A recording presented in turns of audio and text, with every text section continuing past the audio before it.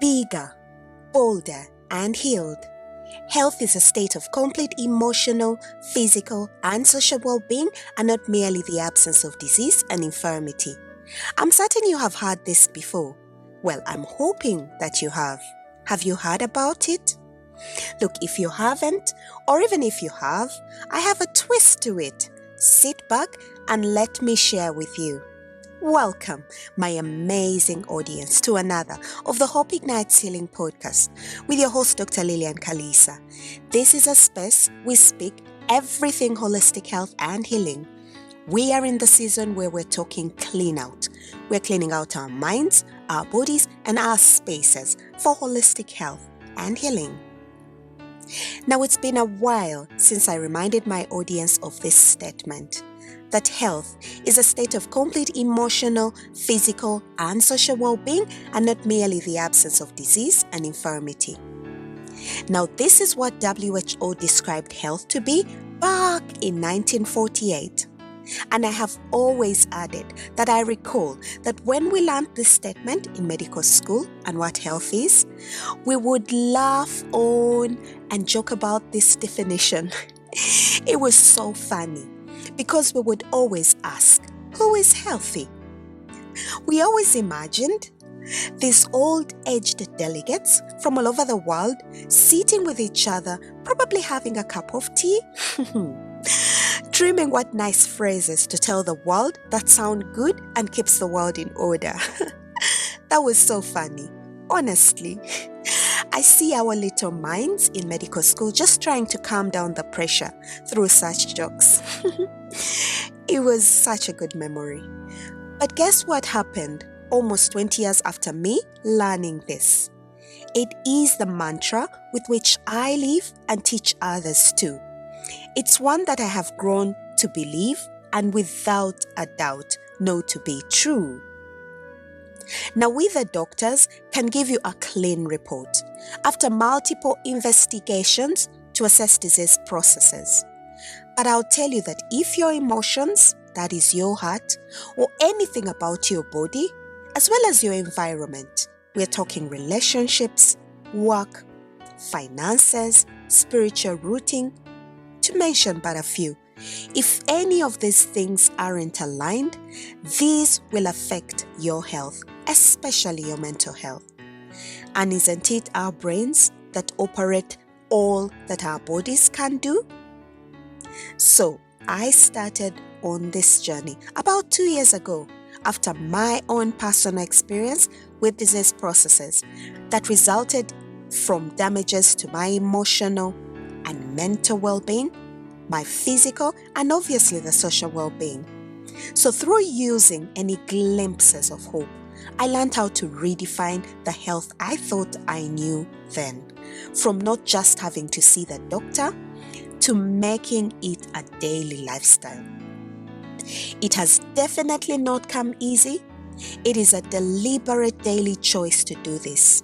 And now I know that it is true and it is a lifestyle that I can teach others to live by, even my patients, so as to see the possibility of holistic health and healing.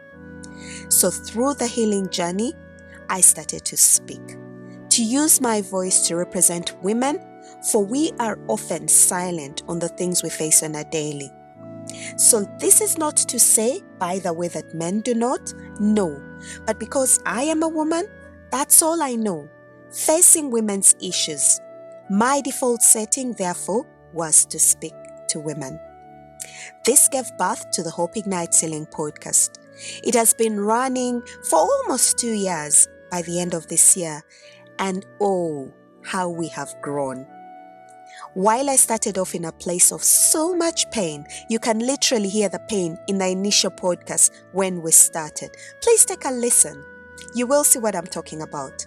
It was therapy. It is testament to this now that the difference is so clear as black and white. I found my purpose. Every time I record this podcast for you, my listeners, it's one of the best parts of the day or night for me. It has since grown to allow my scientific mind to come out so that we are not simply speaking or saying things that feel good to listen to, but that are backed up with science for you to grip on even more. That when you apply what we teach here, I am the first testament to a life transformed. Now, I hate pain. I hate pain. Listen to me, I really do hate pain. So such a lifestyle makes me more aware of it and preventing it from further proceeding into damaging processes, because there is a very thin window between its cause, that is usually stress-related conditions in all forms, and the action we make towards it. We often skip the time period of becoming aware of it. And hearing stories of people who have adopted this lifestyle, look, it's just mind-blowing for me. I think I will definitely make series on sharing these stories with you, my audience. So please just keep with me and do not veer off. Therefore, this year's theme of cleaning out mind, body, and spaces is in line with this mantra, guiding you, my audience, that before we can assume what is good, we have to get rid of the not so good. I'm talking the dirt, the filth, the contamination, whatever is not serving us and stealing health in its entirety. Now, while I have found my purpose in this, I'm able to apply this in my work on a daily, marrying my work to my purpose. So I want us in this space to teach us to be able to do this, for I have found it a great possibility and a journey to authentic health. Do you know, my dear listeners, that you can actually find fulfillment and purpose in your work on a daily? Or maybe I should ask, what is your purpose? What are you here on earth for? What is that thing for which when it's all been said and done, He will say, "Well done, good and faithful servant, that you have been good, you've been faithful with a few things. I will put you in charge of many things." The attribute to the talents as seen in Matthew 25:14-30. And listen to what Tom Rath says. He is an expert in employee engagement. He says, make work a purpose, not just a place. I know it's easier said than done, but it is a reality. Remember, we are building health, and this is the starting point, at your mind. Doing the inner work of finding who you are and what completes you as a person, what serves you, it will definitely reveal what work serves you by serving others. Your purpose. Look, as a medical person, you can imagine that our work doesn't discriminate day and time of work. I struggled a lot about having to work on Sundays. I would rather go to church with my family and have family time. But the moment that my purpose was made clear and that it's not about me, marrying my work to my purpose changes my mindset to service on Sunday. My precious family has supported me in accomplishing my purpose, and I too find catch-up time with them, sitting in the knowledge that my work is my purpose, my ministry. I will bring the Sunday blessings to my patients, the hope of healing on Sunday. What better day to have my teachings in action? So this is an opportunity for me to clean out my mind that came with the struggle of having to leave my home on a Sunday. It's another opportunity to turn down the stress hormones that came with that thought. And yet another opportunity for me to show up in my purpose with no one knowing what deliberate effort I am making to having my mental well-being in a simple act like going to work on a Sunday. So the workplace is part of your surroundings, your spaces, your social well-being. Can we make it healthier for you? By the way, did you know that on average, a person spends 10,000 hours of their life at work? Precisely, that is 10.2 years straight. Oh my goodness, that is too long a time to spend in duress because you do not love your work. So here are some steps to improve our work health and make this one a brighter one for you. 1. What is your sole purpose in life? Do you know your purpose? Can this be your next attempt to health? 2. What different things and opportunities in your workplace are in line with your purpose? And 3. What would it take for you to create that link, the dots that connect your purpose to your daily work? Can we find this out this week?